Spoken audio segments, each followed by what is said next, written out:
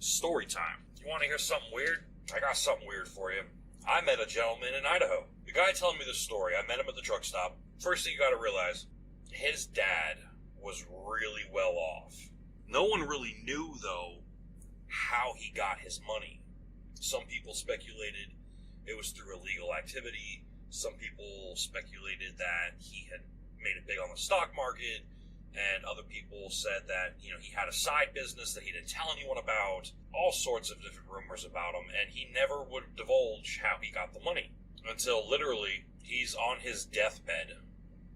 He's like 4 days away from dying. And he's talking to his son, the guy telling me the story, who at the time was, I think, 20.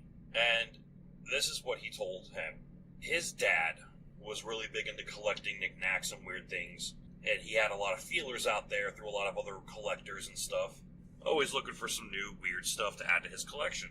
One day, one of his friends mailed him a wooden prop for a hand, like an artist would use, where they could bend the fingers how they want, and it'll stay in that shape, and then you can draw it. So like a little prop hand.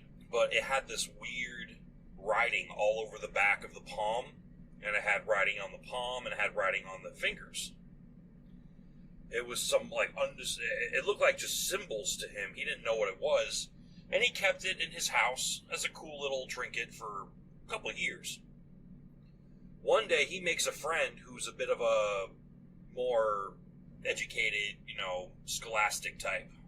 More into languages, history, very academic. And he invites him over one day, and his academic friend is looking through all the different knickknacks he's collected. He's loving the collection. And then he comes across the hand, and he's just staring at the hand for a long time, until finally this guy comes up. He's like, it's cool, right? What do you think of it? He's like, do you realize what you have? He's like, yeah, it's a little hand prop thing. He's like, no. Do you realize what that language is in the back and the front of it? He's like, I always thought it was just symbols. I thought it was just artistic. He's like, no, that's Sanskrit, one of the oldest languages known to humankind. And it's etched into this wooden hand. And he's like, that makes no sense. This hand is relatively modern. It looks like you could have got it from Michael's or a craft store down the street. He's like, whoever made this knows Sanskrit. And they know it well. Because again, this guy was real big into dead languages and stuff. He loved Latin, and Latin's not really a dead language, but he loved ancient Aramaic and ancient Hebrew and Latin and Sanskrit and all these ancient languages. He loved that stuff. And I guess he recognized that he couldn't read it, but he recognized the symbolisms of it as Sanskrit. This guy goes, when I leave here after we have dinner and everything, do you mind if I take this with me back to my job? I would love to research it and figure out if I can figure out what it says. If it's just symbols that look like Sanskrit, or if it's actually Sanskrit. He's like, yeah, sure, take it, I don't care. He's like, I got it for, free, so just bring it back. Now, again, this guy was an academic, so I believe he worked in some form or fashion of a college. I don't know what college. But he worked in a college. I guess he was like a professor or something. I don't know. Or a historian. I don't know what his job was exactly. Neither did the guy telling me the story. But a couple of days later, this guy calls up the guy who's telling me the story. His dad, he calls him up. And he's like, I translated it. And he's like, oh, so it was Sanskrit. And he's like, oh, it's Sanskrit, all right. And I think I translated what it is. And he's like, okay, what is it? He said this item is apparently cursed, but it gives blessings. If you break off a finger and make a wish, your wish will come true.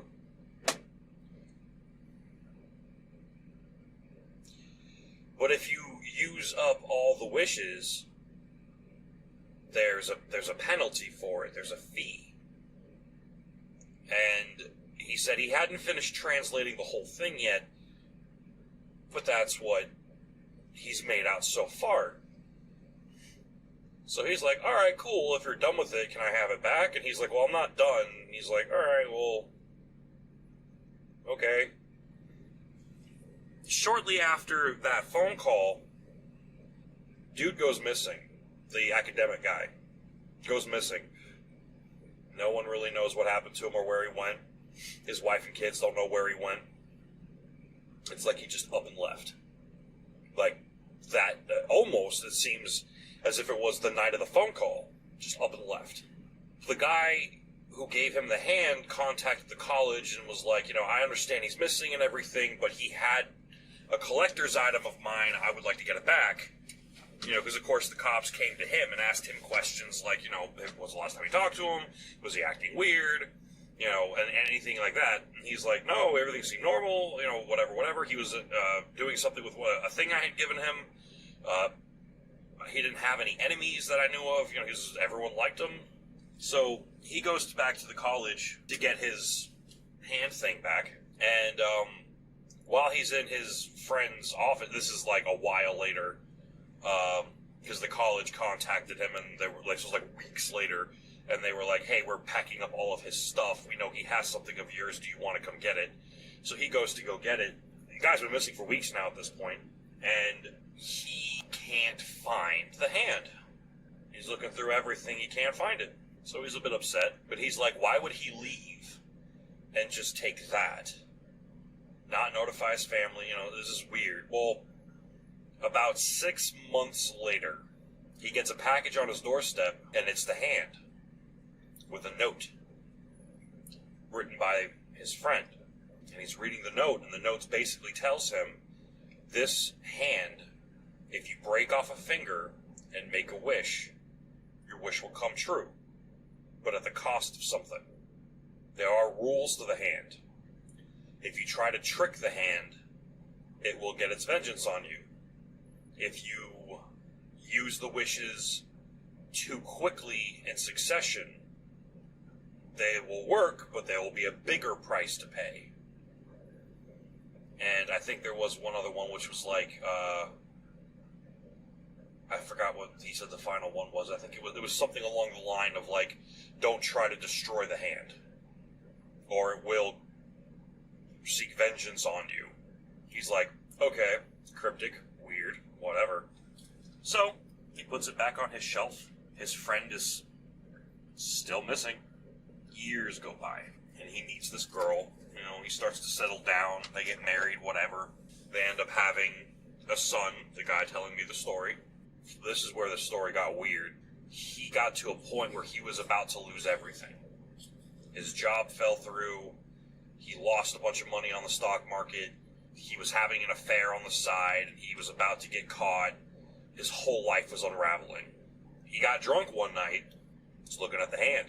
And he, in a drunken stupor, said, fuck it. Why not? Grabs the thing, breaks off a finger, and after he breaks off the finger, he wished for all his financial problems to go away. But he said when he made the wish, in his mind, he didn't just think about his money issues. He also thought about the woman he was having an affair with, and how expensive the divorce was going to be, and how he'd lose even more of what he had if the divorce went through in court. So when he said financial problems, he meant all of them, including the ones that were to come. He passes out, and he wakes up the next day, and he sees the broken finger. He sees the hand, it's still there. And he notices that where he broke off the finger, it looked like there was bone, like where the joint was, like he had broken the finger off, and it wasn't just wood, like it was bone underneath the wood. Like instead of a joint, it was a joint, but it was a bone joint. It wasn't a metal joint. He didn't think much of it. Apparently, that same day, he calls his stockbroker to tell him, cash me out. I'll take my losses, get my money out of the market, knowing that he's probably going to have to deal with a divorce soon. And that one day, after he broke that finger off, the stock market apparently had something happen to it, a fluke market fluctuation of some sort, and now his stocks and bonds and his all that stuff like quadrupled in the span of a few hours. He just went from being borderline broke to being a millionaire, but in the hundreds of millions. The girl that he was having an affair with apparently died in a car accident before she told the wife. In one fell swoop, both of his current and future money problems disappeared. So he's ecstatic. But he's also a little upset because, his mistress died. That did bother him. But he looks back at the hand and the finger, and he's like, there's no way. There's no way. I just got lucky. And then he got this overwhelming sense of dread as he realized it said that there was also a price to pay, though. So he immediately thinks of his wife and starts to panic. Because his wife, no offense to any of my female viewers, cost him a lot of money. Nice bags, nice car, nails, hair. Not that he had a problem with pampering her or taking care of her, but she cost him money. She was a financial burden to him because she didn't work or anything. And he was terrified, I hope this wish, didn't read too far into what I meant by when I said future problems. But here's where the price part came in. At the time, his wife, who had just given birth to their child recently, apparently committed suicide that same day they said it was, postpartum depression. So, this guy woke up with a hangover to find out that he is now ridiculously rich. His mistress is dead, but his wife is also dead. Now he's got this young kid, but he's got all the money he'll ever need to raise them. So all that, after waking up, he starts to really contemplate the hand and the finger and the whole thing. And he decides, you know what? I'm not going to play this thing's game. I think I see where this is going. So despite the rules and the warnings that were given to him by his friend, he puts the hand in a box with the finger, and he goes in the backyard, and he buries it somewhere on the property. Deep. He said he dug it as deep as an actual grave, so at least 6 feet deep, and he buried it. Fast forward 10 years. Kid's 10. He's still extremely wealthy, but little weird odds and ends start happening. He started to become an alcoholic, night terrors, very neurotic, very paranoid, and he kept having these horrible dreams of a being with a wooden hand reaching for him.